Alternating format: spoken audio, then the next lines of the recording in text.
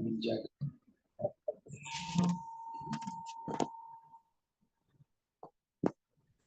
Jika tidak ada manfaatnya, disabar-sabari ya akan begini aja terus. Tidak ada harapan ke depannya. Kembali lagi wa'mur bil 'urfi wa'rid 'anil jahilin.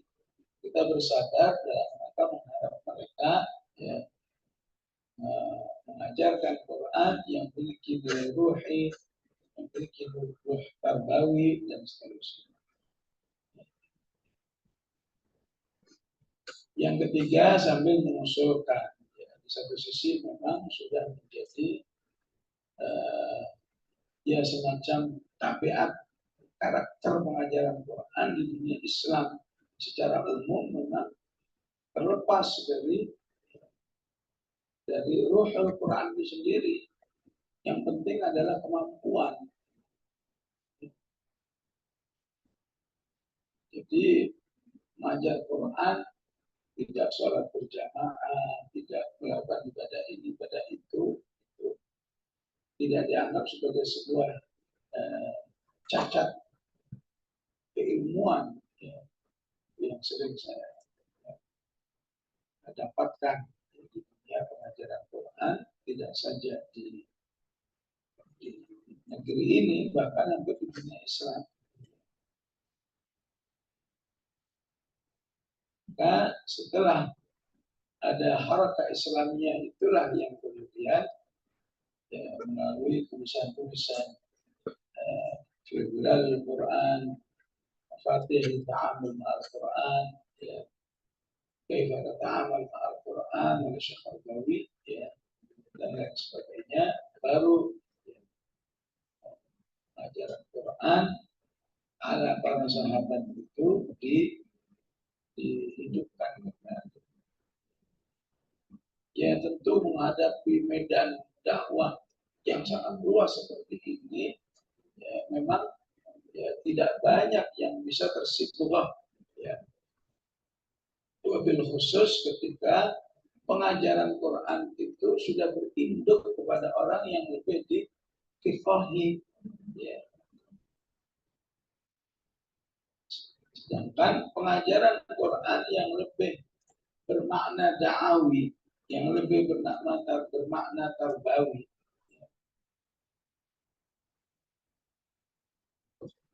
Bukan berarti tidak mementingkan sebuah tarbiyah ilmiah, tapi tarbiyah da'awiyah dan tarbawiyah itu lebih utama. Sehingga memang kita mensyaratkannya lebih kepada ya, ibaratnya syumuliyatul ilm. Ya. Yang penting kamu sudah ngerti ilmu tajwid dari A sampai Z. Ya. Kemudian lebih dari itu kamu harus menumbuhkan ruhul Quran melalui hafalan atau melalui tilawah yang intensif. Kemudian kamu meningkatkan tarbiyah ilmiah yang lain, ya, maka itu sudah sangat cukup untuk mengajarkan Al-Quran yang lebih menitik beratkan Quran yang ilman wa Quran.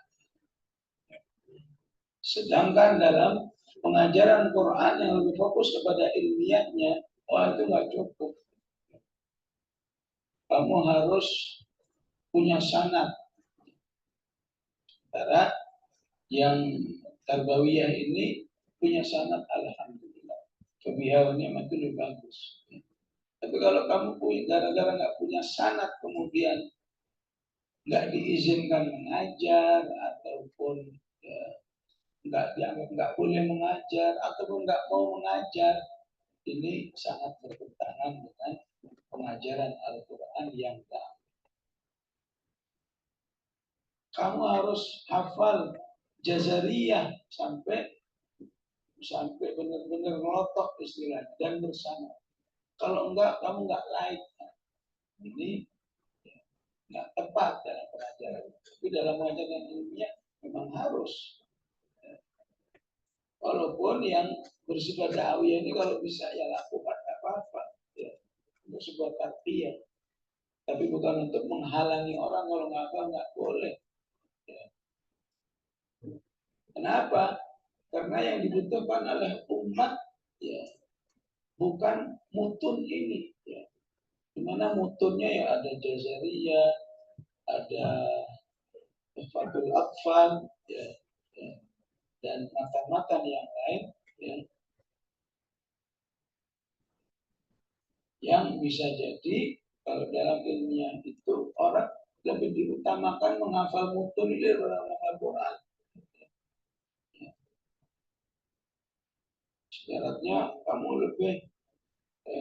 lebih mulia, lebih terasa pakar ya, kalau kamu hafal mutun ini daripada kamu hafal hafal 5 juz apalagi 30 juz ya. Itu memang di wakilnya seperti di realitanya seperti itu. Itu sudah seharusnya kalau memang lembaga itu terkait ya, dengan dakwah yang sifatnya ketarbiahan, ya, misi islahul umat, ya, maka ya, sudah seharusnya ya, merubah pola pengajaran, pola standar. Ya. Karena yang namanya dakwah itu aslinya balighu anni walau ayat. Hatta kamu cuma bisa 50%, 25%, 10%,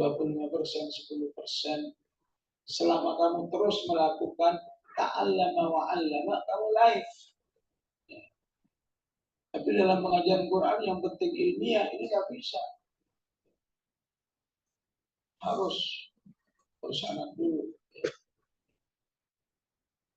Harus bersyarat juga secara mutun. Ya. Mutun, tajwid, dan seterusnya. Padahal umat sudah kelaparan Ruhul Quran dan seterusnya. Sehingga ada sebagian lembaga yang nanya, ya, di daerah kami kita dituntut, ya, ini gimana sih lembaga Quran tapi kok nggak ada kiainya atau nyainya, ya, yaitu untuk laki, kalau nyai untuk perempuan, karena nggak ada istilah kiainya. Kiai atau nyai, nyai Sunda lain lagi, nyai Jawa itu maksudnya kiai mu'annas. Ya sampaikan aja, ya, kami punya kiai atau di Jakarta panggil gitu aja. Tapi aslinya karena memang fitrah kita bukan untuk ya unggul-unggulan, ya apa ideal-idealan dalam pengajaran. Memang modal kami hanya ruhul Quran. Ikatan kami kepada umat ruhul. Sehingga kalau ruhul Quran itu dibangun dengan baik, nyaris ketika antum mengajar Quran, antum nggak pernah ditanya, antum lulusan mana. Kalaupun nanya, ya UGM, Masya Allah, saya Masya Allah. UGM bisa ngajar Quran, apa nggak sesat ini? Nggak salah jalan. Nah, itu yang ngajar Qurannya pakai ilmiah. Tapi ngajarnya Quran ilmiah, enggak. Masya Allah ya, di UGM ada jurusan Quran juga. Dulu waktu perintisan dakwah tahun 90, Ustaz Syekhul sering membantu saya dalam pengajaran Quran di beberapa wilayah, terutama di Medan saat itu. Ya. Jika ditanya, lulusannya dari mana Pak? Dari mana Ustaz? Dari STAN. Memang STAN ada jurusan Quran ya? Disebut ada Pak Ibu juga waktu di Medan. Justru ya, jurusan sekolah kuliahnya di mana, kegiatannya kemana, itu bagi orang yang memang nyambung secara hati, itu sebuah keistimewaan, sebuah maziyah. Ya. Istilahnya kemana aja tuh yang syar'i kok nggak mau ngajarin Quran. Ya. Bisa seperti itu. Insya Allah pakai pendekatan Ruhul Quran, pakai pendekatan qalbi, itu masyarakat akan lebih menikmati, akan lebih merasakan, betul-betul merasakan Quran dengan rohnya itu di sini. So, di Bandung ketika saya sering ngajar Quran di sana, ya, salah seorang pejabat PTDI, ya, dia itu tumbuh besar di lingkungan penghafal Quran di Dena Anyar, Jombang.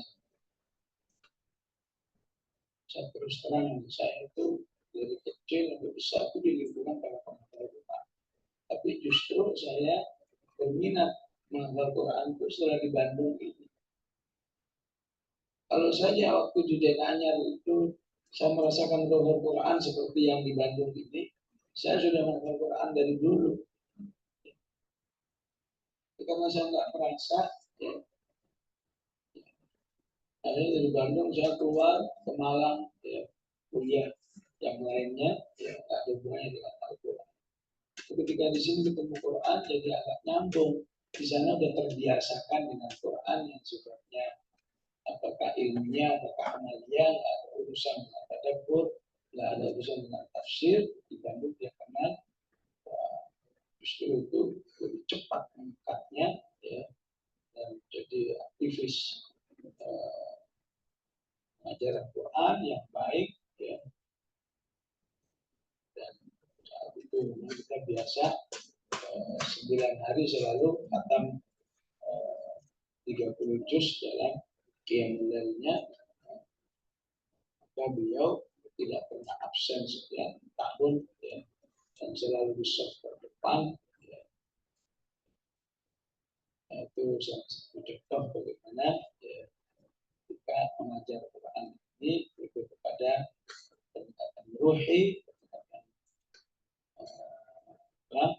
qalbi, ya, itu ilmi sudah pasti, walaupun kita, ya, tidak melihatnya sebagai suatu yang harus, ya. Tapi siapapun yang punya kesempatan silakan manfaatkan untuk mendalami ilmu. Mungkin diarahkan, ya, ya diarahkan, jika mungkin diluruskan, ya. Jika tak mungkin, ya, ya silakan beristikharah, ya. Apakah mau pakai sikap Nabi Musa kepada Nabi Khidir, ada juga kebaini, itulah sampai di sini untuk kita tidak bisa melanjutkan kerjasama. Bisa jadi seperti itu. Ya Allah alam, setahu saya 2 orang yang pulang itu, kalau dari raut wajahnya, dari semangatnya, ya, sudah menunjukkan, ya, semangat jihadi yang baik, semangat tadhiyah yang baik, ya, ya. Tapi memang dalam bab seperti ini dari dulu, ya, dari dulu sejak jihad Afghan, ya, itu selalu terkendala ketika pilihan seperti ini kemudian tersandra oleh politik. Ya. Kalau di zaman Afghan dulu, ya, jadi negerinya yang mempressure, kamu harus pulang. Kalau kamu nggak pulang, ya, oleh saat ini hilang keluarga negara. Terus jadi Afghan pada zamannya dulu banyak yang lebih memilih kehilangan keluarga negara. Jadi sampai levelnya syahid, ya, apa saya nanti pulang ke surga. Ternyata, ya, setiap manusia sudah ada ajalnya, ya. Sampai jihadnya selesai, ya, ternyata syahidnya belum datang. Jihadnya udah selesai, udah urusan Taliban saat itu. Mereka kemana-mana nggak bisa. Tinggal di Afgan nggak mungkin, tinggal di negeri yang lain nggak bisa. Ya. Sehingga tidak sedikit mereka ini ya menyusup ke negeri-negeri tertentu yang bisa dilewati lewat laut dengan sebagai pendatang gelap. Sehingga menjadi warga negara yang ilegal, gitu ya. Dan itu rata-rata difasilitasi oleh para mujahid dari Filipina. Jadi banyak akhirnya mereka jadi pendatang gelap di Filipina. Jadi memang butuh mentalitas yang lebih tinggi. Ya kalau secara fikih di sini memang ada rukhsah dan ada azimah. Sehingga kalau mereka memang harus kembali, ya ibaratnya mereka lebih memilih rukhsah. Ya insya Allah tetap dapat niatnya. Dan kita tahu bahwa dua orang ini bisa keluar karena difasilitasi oleh Mesir, di kedutaan besar Mesir ya. Proses mereka agar bisa keluar dari Gaza dan ditampung di Mesir, di situ diberlakukan di Jakarta. Bisa yakin masih ada orang-orang yang siap dengan segala risikonya. Walaupun memang karena mereka tidak rajin tampil di medsos, akan dua itu aja. Tidak mustahil ada yang lain. Mereka lebih memilih itu tidak terlihat. Kalau terlihat salah satu risikonya itu. Dan bisa jadi Wallahu a'lam, ini analisa saya mungkin bisa jadi pemerintahnya ditekan oleh Zionis. Itu wargamu bisa nggak kamu tarik? Makanya dulu di Afgan juga begitu. Untuk maslahat kenegaraan, negara harusnya Wallahu a'lam. Ya itulah risiko masing-masing ya. Sisi dia memang jadi YouTuber ya, nampaknya bisa menarik simpati umat yang lebih banyak. Risikonya memang diketahui oleh Zionis. Kok ini penyebab ini? Kenapa orang Indonesia kepada nyadar semua ini? Kelas bangka aja bisa 1 miliar, di mana Jakarta, di mana lain-lain, di mana 34 provinsi nyadar semua. Maka ya, otomatis insya Allah tidak pernah kekurangan logistik peperangan. Allah alam begitu kalau saya mengamati karena insya Allah tidak termasuk orang yang firar min az-zahf, lari dari perang. Tapi memang pertimbangan politik tidak kalau sudah temanya itu jihad, temanya itu melawan kekufuran, Zionis dan Allah.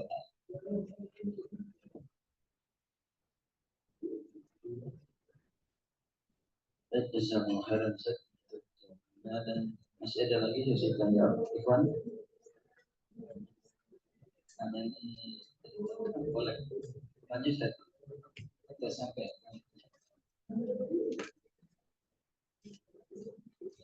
Bismillahirrahmanirrahim. Assalamualaikum warahmatullahi wabarakatuh. Sebelumnya saya memperkenalkan dulu, nama saya Ustaz Daus Abdul Hamid. Saya baru perkenalkan kali ini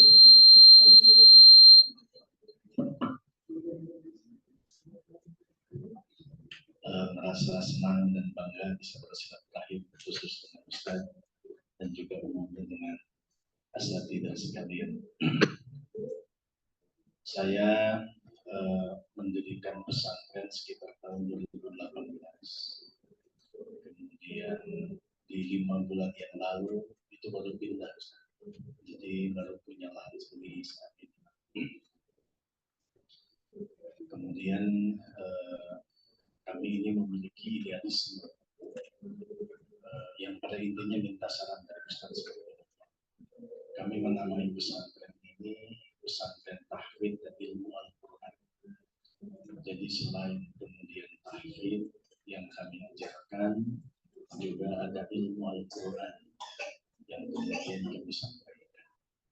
Di antara ilmu Al-Quran yang menjadi idealisme kami adalah mengajarkan bahasa Arab dalam hal ini nahwu sharaf dalam kurikulum yang dibersamakan. Jadi kami ada kelas sebelum subuh, kemudian waktu subuh, kemudian zuhur, kemudian ba'da isya untuk tahfidznya. Sedangkan untuk ulumul Qur'annya dalam hal ini ada beberapa madah, salah satunya nahwu sharaf. Dan saya mengajarkan dunia dan menghafal matanya dan sebagainya. Ada kesulitan yang saya hadapi. Alhamdulillah kalau menghafalnya sudah selesai. Tetapi harapan kami di bahasa Arab secara khusus perkembangannya agak sulit. Sampai basic saya sendiri saya pesantren salah. Jadi kitab kuning dan sebagainya agak lambat gitu. Saya coba ngobrol-ngobrol dengan teman-teman, sulit dipadukan antara kurikulum tahfidz dan kurikulum nitab seperti begitu. Ngobrol-ngobrol sama beberapa teman, sulit untuk dipadukan. Sampai kemudian pada akhirnya ini harus bagaimana, apakah concern dulu di tahfidz, lalu kemudian selesai kemudian ke bahasa Arab, atau seperti apa gitu. Minta masukan saja mungkin bagaimana saran Ustaz. Terima kasih. Assalamualaikum. Itu lagi Pak. Apa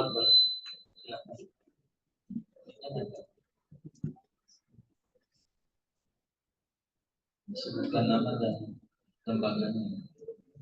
Assalamualaikum warahmatullahi wabarakatuh.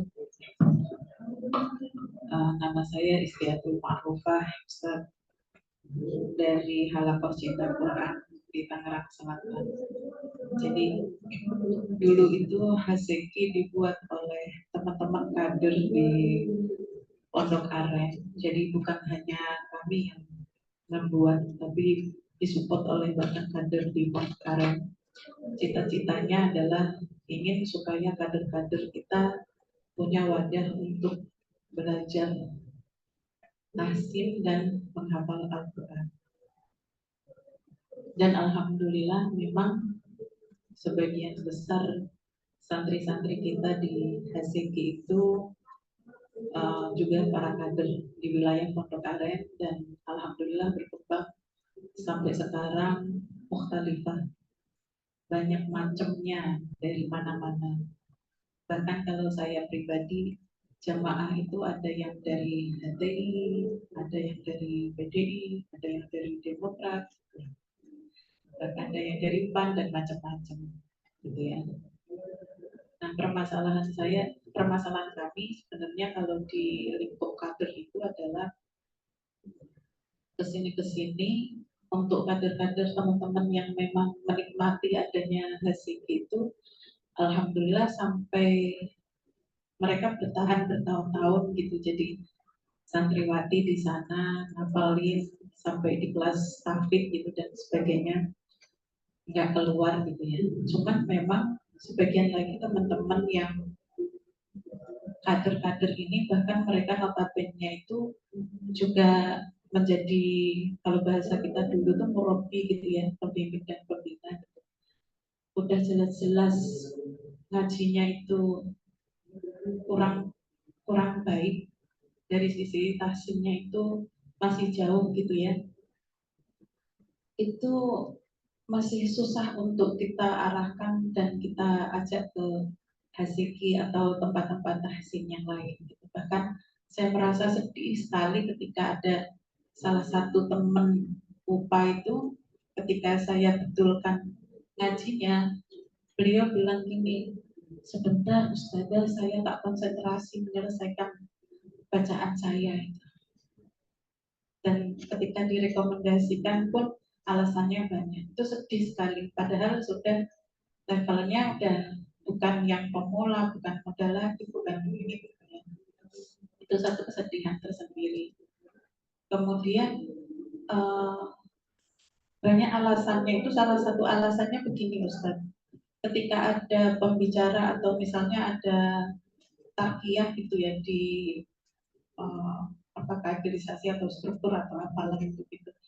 Pembicara itu banyak mengatakan begini, pembina itu nggak harus bisa ilmu agama. Sekarang sudah, kalau pengen tahsin sudah ada halakoh tahsin, kalau pengen belajar bahasa Arab ada ma'had, kalau pengen kajian tafsir ada YouTube-nya Ustadz Adi Hidayat gitu. Jadi artinya itu pembina, para pembicara ini saya perhatikan ada tokoh-tokoh yang ya tokoh-tokoh gitu ya, itu memotivasi para pembina itu salah satunya dengan kalimat itu. Mungkin nanti kalau misalnya ya gimana ya ketemu sama ini, saya pengen para pembina-pembina itu nanti gitu ya diselipkan gitu untuk semuanya harus kembali lagi seperti dulu, semangat untuk ke Qurannya itu harus sampai bawah-bawah gitu. Karena sekarang itu kami merasa ketika kita evaluasi, alhamdulillah Ustadz Hazeki itu ada sampai bukan sampai ya, baru ada sekitar 22 cabangnya.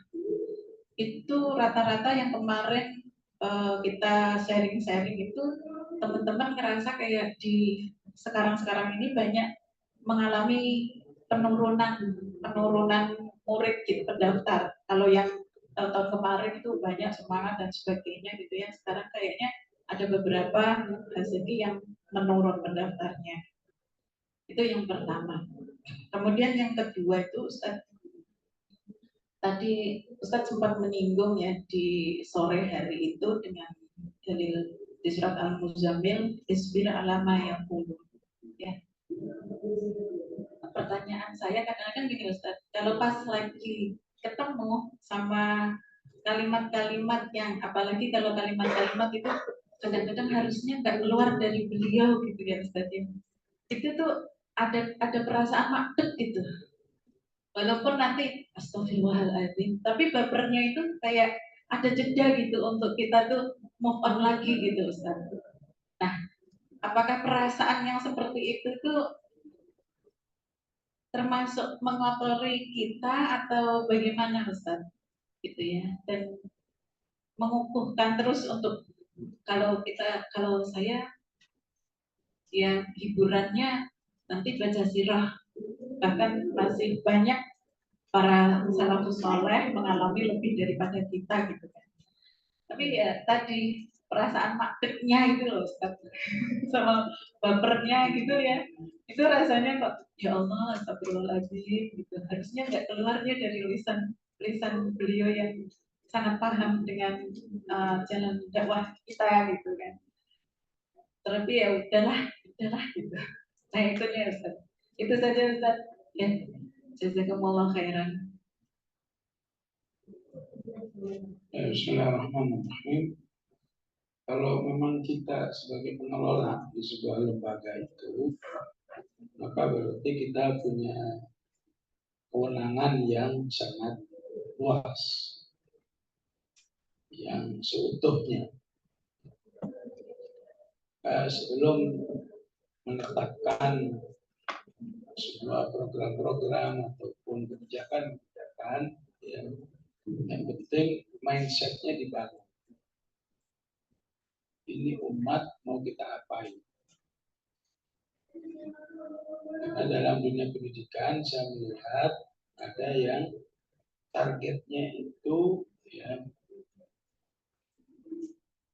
lebih kepada bawahir, tampilan, atau mungkin formalitas. Jadi dia nggak mikir. Misalnya ini Masya Allah sekali wisuda 100, ini 100 kualitasnya seperti apa? Tahun depan wisuda 150, nggak mikir kualitas, yang penting ada orang di wisuda itu menurut dia ini sudah lembaga yang sukses. Saya tidak menyalahkan kalau ada lembaga yang seperti itu. Nah, bagaimanapun ada manfaat yang diistilahkan dengan produktul am untuk membangun sebuah komunikasi yang luas dengan masyarakat, bahwa siapa saja berhak untuk menimba ilmu di sini tanpa ribet-ribet, karena syarat yang prasyaratnya lebih terjangkau. Jadi mungkin kita bisa dimaklumi kalau memang mau ini targetnya. Yang penting orang selesai mengikuti programnya semester 1, semester 2, ya enggak peduli dengan kualitasnya seperti apa. Yang penting secara absen dan terpenuhi, kehadiran 5%, seperti hal-hal seperti itu. Yang penting SPP tiap 6 bulan lancar, nanti biaya wisuda ada, dan seterusnya. Syukur-syukur bisa dipadukan bahwa saya sebagai pemegang utama pesantren ini, saya akan lebih memfokuskan lembaga pendidikan yang sifatnya takwini, pengkaderan. Memang kalau pengkaderan nggak akan terdengar suaranya, nggak akan terdengar hiruk pikuknya, antara ada nggak ada, tapi umat merasakan. Jadi di sini memanfaatkan, di situ memanfaatkan, karena dia fokusnya kepada pembinaan takwin. Jadi ketika ini dipadukan antara Rabtul Am dan takwin ini sebetulnya cukup bagus ya. Jadi setiap Rabtul Am, sekali Rabtul Am mendaftar berapa? 100. 100 itu dicari yang punya yang punya kecenderungan untuk bisa ditarbiyah, ya, lebih khusus tarbiyah ilmiah yang siap. Ibaratnya kalau saya dulu muridnya itu istilahnya udah kayak adonan gitu, mau dibentuk apa itu siap, ya. Lakukan ini siap, lakukan ini siap, lakukan ini siap. Itu hampir semuanya memang betul-betul jadi kiai orang seperti itu. Jam segini kamu hafalin Quran, jam segini kamu belajar nahwu, jam segini kamu belajar sholat, jam segini kamu qiyam sama saya. Itu ya sebagian besar orang-orang seperti ini ya di masyarakat atau di lingkungan pesantren ya tidak terlalu dibanggakan. Banggaannya nanti ya setelah 10 tahun, 20 tahun ternyata paling beda sendiri, karena dia ya, ibaratnya mengikuti program takhusus, ya. Tapi tidak diformalkan. Jadi itu merupakan istihad dari para asatidah atau salah satu ustadz yang ada di sebuah pesantren itu merekrut orang-orang yang memang punya jiddiyah, kesungguhan, ingin cari ilmu, ingin dibina, ingin jadi orang soleh. Ya. Jadi yang utamanya memang jiddiyahnya, kesungguhan. Ya. Jadi nggak apa-apa nanti kalau misalnya ada 5 orang, yang satu lambat, ya. Tapi lambatnya itu tetap berproses. Ibaratnya hafal jurmiyah, Kalau yang bakat misalnya jurnya 2-3 bulan selesai, tapi yang nggak bakat mungkin 6 bulan selesai, nggak apa-apa, ini kan selesai juga. Ya. Kita suruh hafal misalnya Alfiyah bin Malik, ya. Nggak apa-apa, ini sebetulnya setahun, ini 2 tahun. Ya. Untuk sebagai modal pembentukan ilmu nahwu akan lebih kuat karena dengan Alfiyah bin Malik itu ya dasar-dasar ilmu nahwu sudah tangan semua, sehingga ketika dibahas syarahnya seperti Syarah Ibn Aqil ataupun Awdahul Masalik, ya ini sudah menjadi clue yang dengan cepat bisa dipahami. Ya. Ya, memang seperti yang dikatakan oleh Rasulullah, an-nasu ka'ibili mi'atin, kumpulan manusia itu bagaikan 100 onta. Dari 100 itu paling satu yang betul-betul berkualitas. Ya. Sehingga nggak apa-apa ya. Dari 100 manusia ambil satu, dari 100 ambil satu, dari situ ya, insya Allah kita lebih terikat kepada hasil, ya. Bukan terikat kepada waktu. Beda dengan pendidikan formal itu terikatnya sama waktu. Ya. Ya, nanti 2 tahun harus wisuda ya. Mau hasilnya gimana pokoknya wisuda. Ya. Tapi kalau sifatnya pembinaan terikatnya kepada kemampuan. Ya. Ini mampu dibina 2 tahun, nggak apa-apa. Ini mampu dibinanya perlu 3 tahun. Ini mampunya 5 tahun. Ya, seperti itu, insya Allah. Ya, usulan saya tinggal memilih salah satunya Rabtul Am, ya, untuk bisa melayani lebih luas ya, dengan kualitas yang ala kulli hal, atau memang lebih kepada takwin atau dipadukan ya, sangat mungkin seperti itu.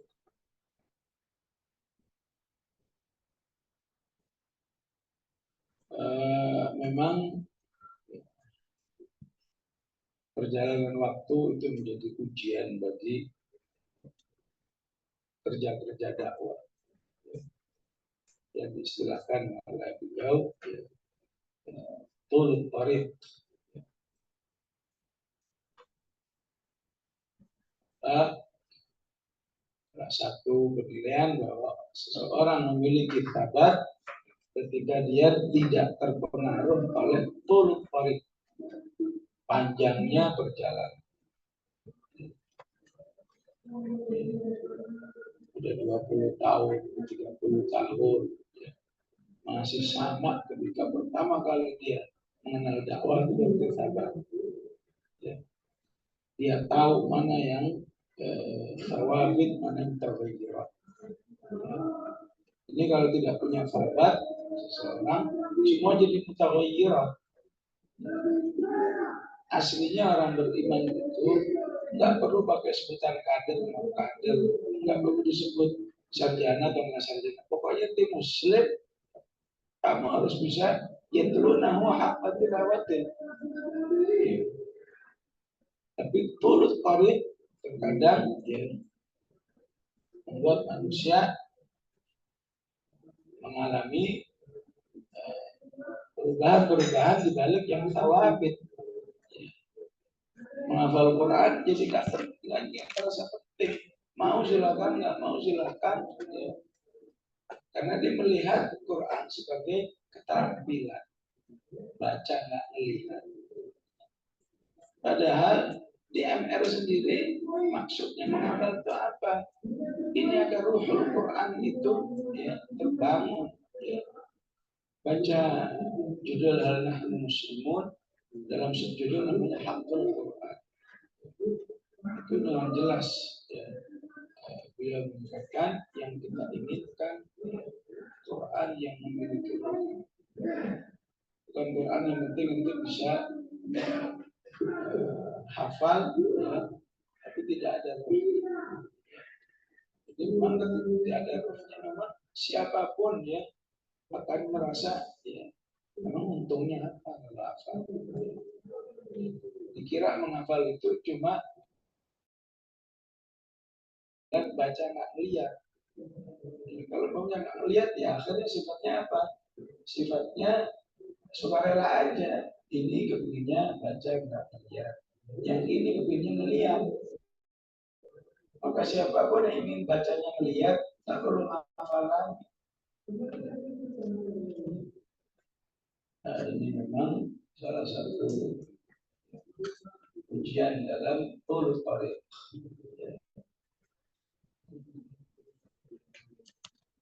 Yang aslinya memang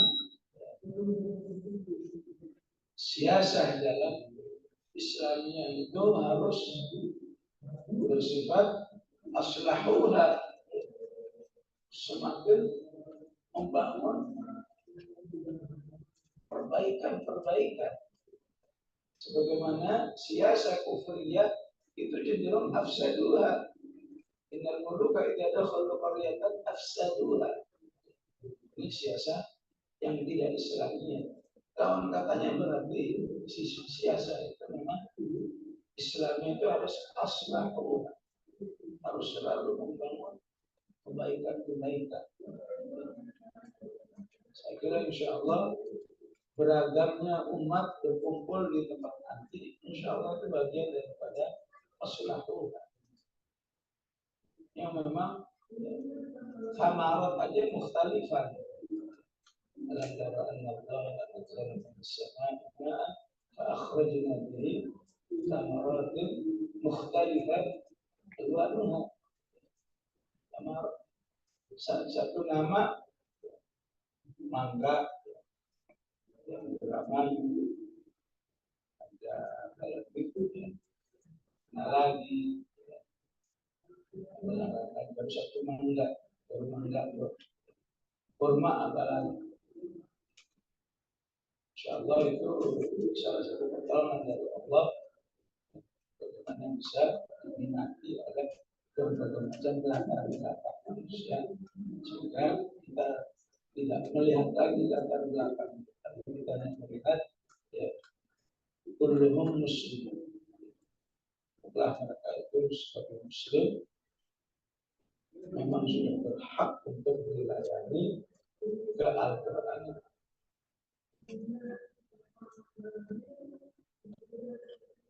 Tidak ada lain, memang kita harus menyadari sebagai tadi ujian dalam perjalanan dan intinya dalam ini terus melakukan proses islahul qulub, karena pada hakikatnya Al-Quran itu bukan sekedar ya, sebuah kemampuan, apakah kemampuan bermakhraj, kemampuan mengucapkan sifat, tapi yang paling utama di balik Al-Quran tujuannya adalah islahul qulub. Sehingga seharusnya islahul qulub ini menjadi perhatian bersama. Cukuplah hadis yang mengatakan ya muqallibal qulub tsabbit qalbi ala dinik. Ini seharusnya menjadi perhatian bahwa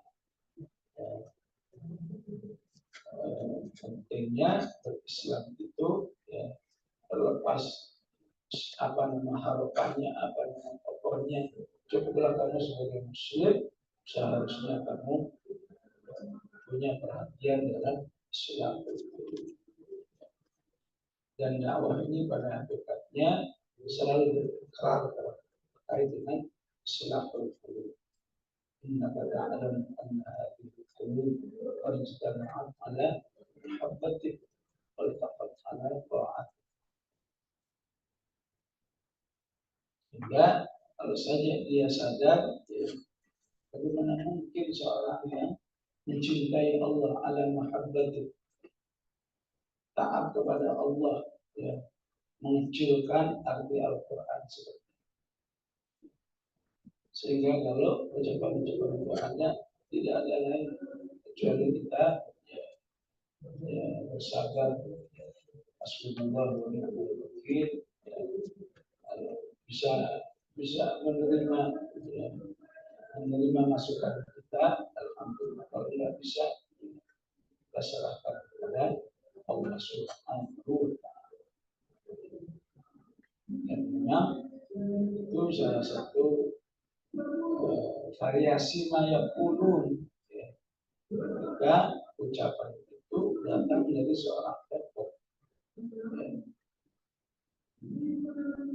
Jadi ketika Al-Quran mengatakan Dharni wa man khalaqtu wahida wa ja'altu lahu mamduda wa banina syuhuda, itu kan menjelaskan tentang suasana mental Rasulullah di mana dibully oleh tokoh. Man khalaqtu wahida, ini tokoh besar di zamannya. Ya. Kalau dalam tafsir namanya Al-Mughirah. Ya. Dia tokoh secara kesukuannya, tokoh secara kepemimpinannya, bahkan tokoh secara sosialnya, ya kaya, ya banyak anak, ya bagi bangsa Arab banyak anak, kemuliaan tersendiri, gengsi tersendiri. Ini Allah katakan, waja'altu lahu malam mamduda. Kenapa dikatakan mamduda? Karena propertinya itu terbentang dari Makkah sampai Taif. Jadi kalau sekarang setiap umroh selalu ada program ziarah Taif. Kalau antum ingat ayat ini, antum bisa bayangkan. Masya Allah, alangkah kayanya di setiap titik dari Mekah sampai ke Taif itu ada mungkin tanahnya, ada mungkin peternakannya, ada tempat dagangnya dan seterusnya. Di mana kaya? Sampai merupakan tabiat manusia, kekayaan itu secara otomatis menjadi sebuah ketokohan.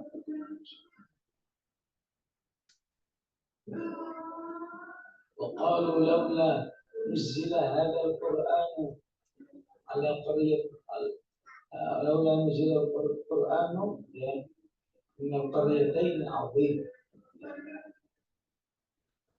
Ini menunjukkan juga tantangan bahwa Rasulullah menghadapi tokoh Makkah yang membuli dirinya, ya. Baik satunya Qaryatain, satu dari Fars, satu dari Makkah. Sebetulnya kalau yang jadi nabi itu salah satu di antara dua tokoh ini, Al-Walid bin Mughirah dan Urwah bin Mas'ud Al-Thaqafi. Kami siap. Kalau yang menjadi nabi orangnya nggak terkenal begini, begitu miskin dan seterusnya. Jadi termasuk kemiskinan Rasulullah itu jadi alat bulian. Sehingga Allah katakan, "Alhamdulillah semua alat mata Rabbi." Memang kaya nggak kaya itu urusan manusia, urusan dulu. Nah, pasangna bainahum ma'ishatahum bil hayat.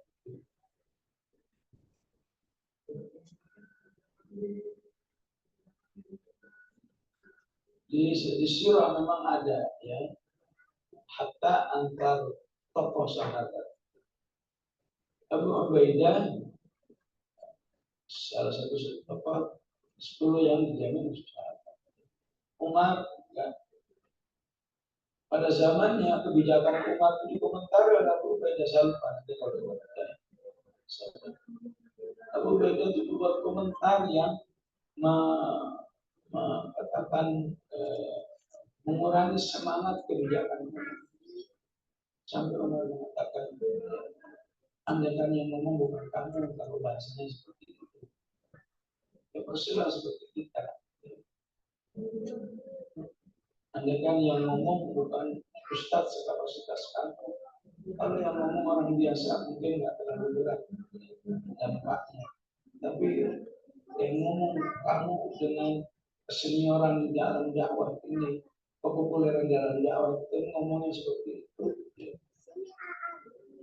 Maka tidak ada lain, kita hanya bisa menjawab hasbunallah. Dakwah ini Allah. Secara logika memang kalau yang ngomong ke tokoh dan seterusnya, ya, itu lebih punya pengaruh kepada masyarakat. Itu logikanya, itu realitanya. Tapi hakikatnya kita kembalikan kepada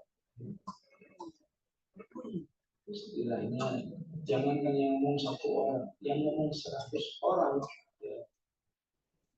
Kalau Allah sudah menolong hambanya dalam dakwah itu, insya Allah ya tidak terkenal. Pindah ke Madinah, ketemu Abdullah bin Ubay, ketemu Huyai bin Akhtab, semua tokoh semua. Walaupun hanya satu tokoh munafik, satu tokoh yang berapa banyak, berapa intensifnya membuli dakwah Rasulullah SAW. Yang ngomong la tunfiqu ala man inda Rasulillah, siapa tahu. Udahlah, ngapain kamu berinfak kepada dia? Kata Rasulullah, la tunfiqu ala man inda Rasulillah. Yang diangkat adalah isu-isu sosial. Muhajirin itu pendatang. Kalau kamu infak ke dia, berarti kita sama saja ya, memelihara piaraan yang nanti kalau udah gede dia bisa menangkap kamu. Walaupun bahasanya lebih jahat daripada bahasanya udah jangan infak macam-macam. Sebenarnya apa? Sambil kalbat ya pun sama saja kamu sudah miara anjing. Ya, nanti kalau anjing itu besar, kuat, ya, dia akan menerkam. Ini maksud Rasulullah dan para muhajirin. Jadi sirah seperti ini memang akan membuat kita ya, ternyata belum ada apa-apa. Dibully orang kalau baru ya, dan ada satu awal juga begitu kan. Dibully oleh suami. Ya. Ngapain sih? Ya, tertarik pada menghafal. Ya. Kenapa nggak kedokteran saja? Saya siap membiayakan. Yang dilafalnya bimbang. Mana dia menghafal? Walaupun hasilnya dia lebih menghafal. Walaupun hanya nggak selesai. Di sisi lain kita bersyukur kepada Allah. Istilah Abu Ayyub Al-Ansari atau Ummu Ayyub Al-Ansari. Saya sih nggak ada apa-apanya. Ya. Tak ada apa-apa, tapi saya nggak mungkin berbuat seperti Sofyan bin Mu'attal. Kata istrinya juga gitu.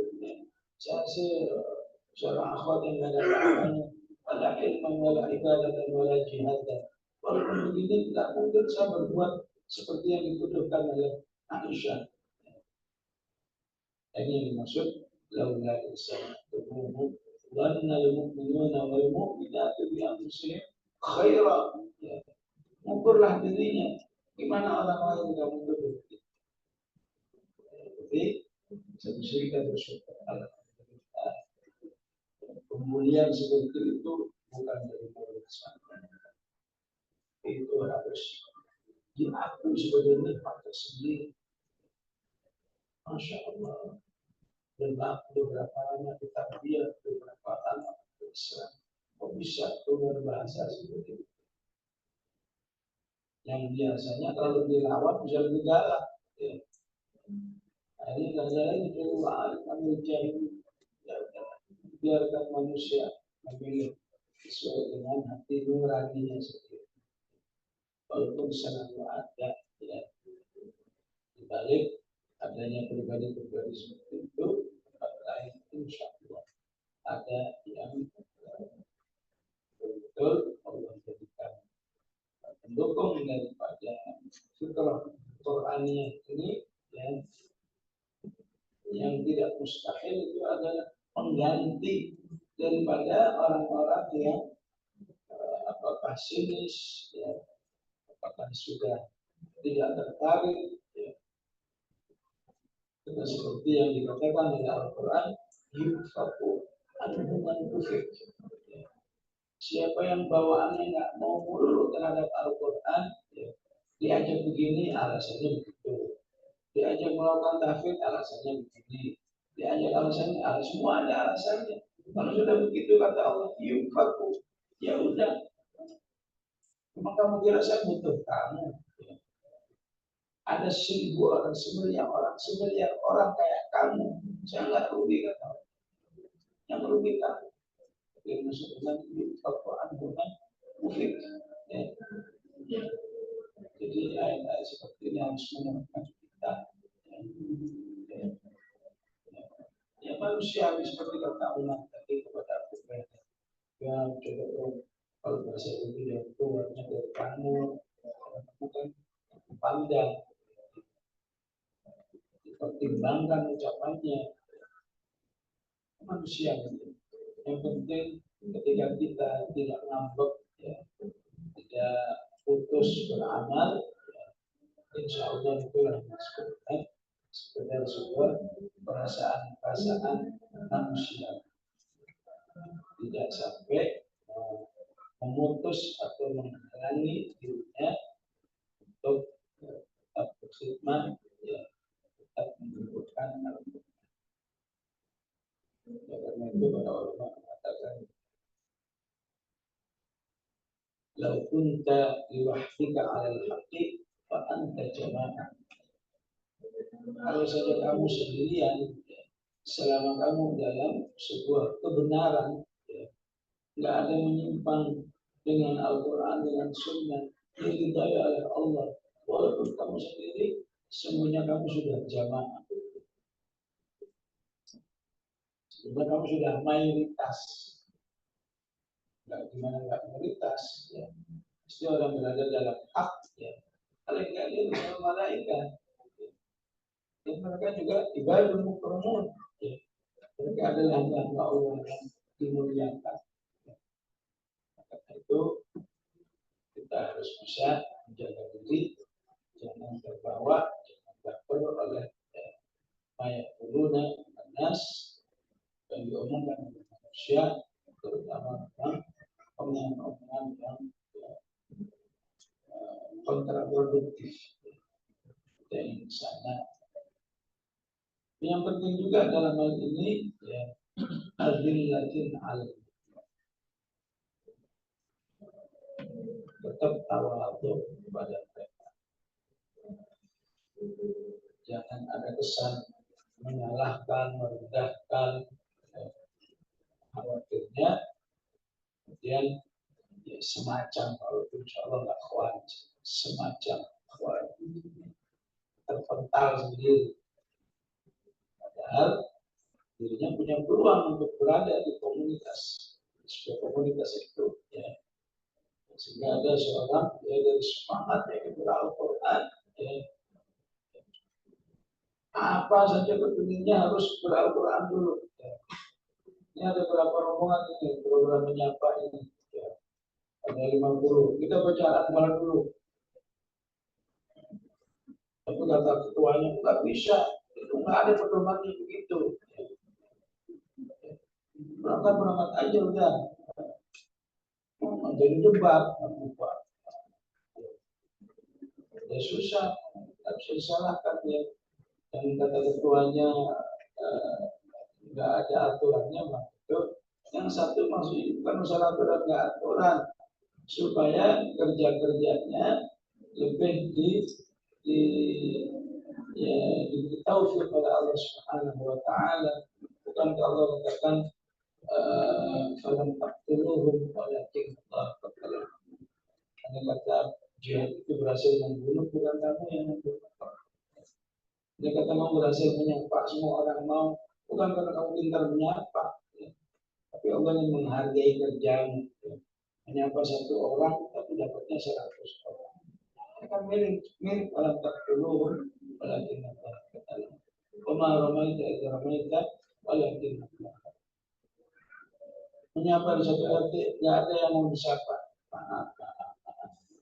Ternyata di RT lain udah berbondong-bondong. Begitu kata dakwah. Jadi maksud si Ustadz ini begitu. Terlalu keras, nggak bisa, harus begini. Kalau namanya dakwah harus begini. Akhirnya kelas sangat kuat. Para Ustadz ini dengan ketua.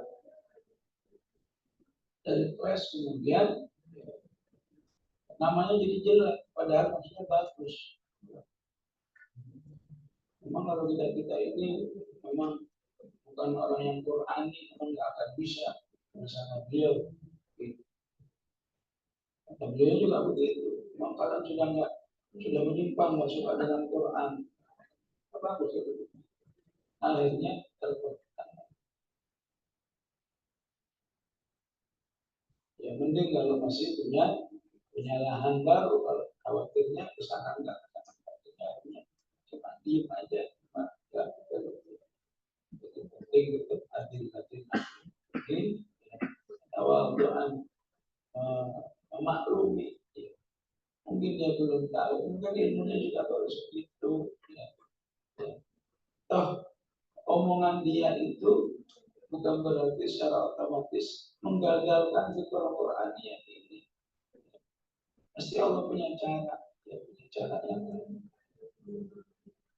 Insya Allah seperti itu, ya. Sehingga sum'ah kita di mata orang beriman tetap baik, ya. Sehingga insya Allah bagian daripada khaufun nasa berfadli ini. Berkomunikasilah sesuai dengan kapasitas mereka. Ketika ada bahasa-bahasa yang beda dengan kita, ya, mungkin ada gap kapasitas yang terlalu jauh. Ini sudah semua pemahaman Quran dipahami, ini boro-boro pemahaman Quran begini begitu, ya sekedar tilawah sahih hanya nggak punya fitrahnya. Ya.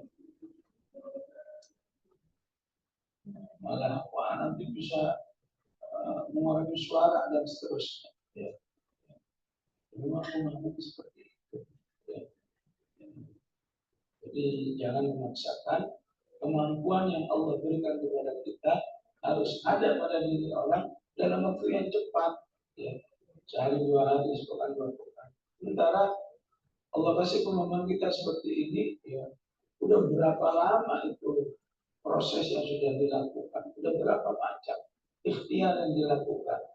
Orang yang gitu sementara belum melakukan ikhtiar apa-apa, dia hanya melihat, menyimpulkan, ya, sehingga mengatakan begini, mengatakan begitu. Ya. Bukannya dia terima kasih, dan seterusnya. Ya. Ya, dan tilawah saya mau tilawah dulu. Ya. Jadi, ya enggak bisa memahami bahwa yatlunahu haqqa tilawati itu min alamatul iman. Ulaika yu'minuna bih. Harusnya menjadi motivasi, tapi karena pemahaman yang belum baik, justru jadi seperti merasa dibully ataupun merasa diganggu dalam bekerja. Saya sampai di sini insyaallah. Melihat yang Astagfirullahaladzim. Assalamualaikum warahmatullahi wabarakatuh. Jazakumullah khairan.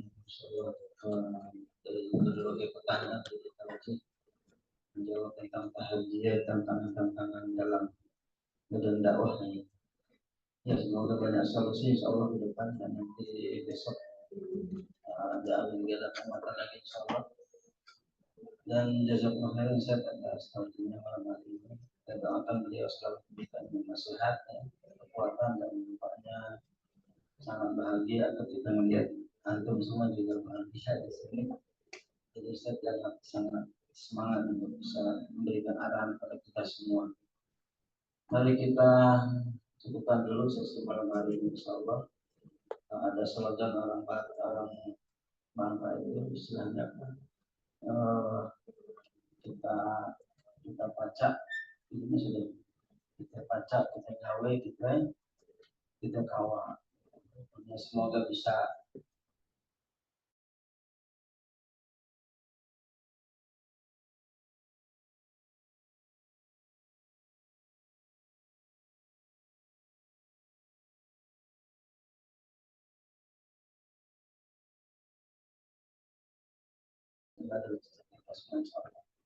kita cukupkan dulu hari ini dengan sama-sama baca hamdalah dan kata majlis. Alhamdulillahirrahmanirrahim. Subhanallah kita semua baik.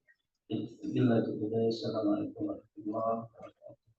Waalaikumsalam.